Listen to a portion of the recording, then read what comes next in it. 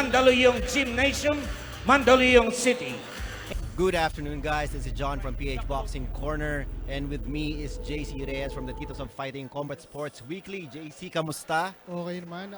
And we are live dito sa Mandaluyong City College Gymnasium for Salmon Boxing and Of course, Manny Pacquiao's blow by blow, who will feature itong si Melvin Jerusalem as he defends his WBC minimum weight title against Luis Castillo of Mexico. Again, Philippines versus Mexico. This will be a great main event. But first, andito tayo sa mga local favorites muna natin. Main event. But first, andito tayo sa mga local favorites muna natin.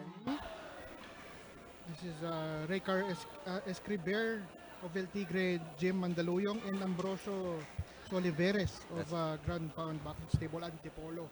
That's right. So Soliveres is wearing the parang leopard trunks, and Escriber is wearing the white trunks with green trim. So early on, medyo intense na agad. Mukhang walang feeling out round para sa mga young bloods na to. Kumbaga wala nang intro, upakan na agad. And that's what the fight fans came to see, of Yes. course. In our, kita nyo naman, very packed venue.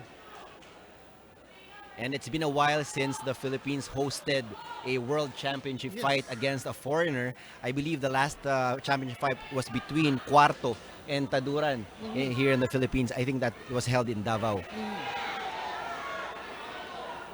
So this is a very good opportunity for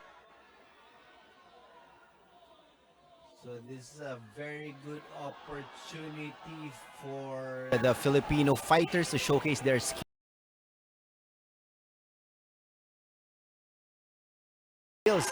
Dahil all eyes are in the Philippines right now, courtesy of Melvin Jerusalem for winning that WBC title.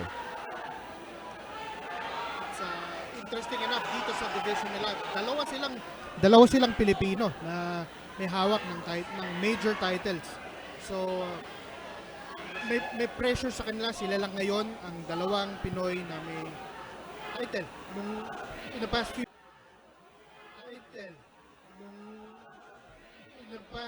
years, ang dami nating mga kababayan na may hawak ng iba't ibang titles in different divisions. Ngayon, the pressure is on them to keep the belts. That's right. And of course, interestingly, the kings of Philippine boxing are those in the 105 division, Yes. 'di ba? At magandang nabigyang pansin ito ng mga fighters natin sa lower division. Ayan, so here we go. 30 seconds left in the very first round. This is scheduled for 6.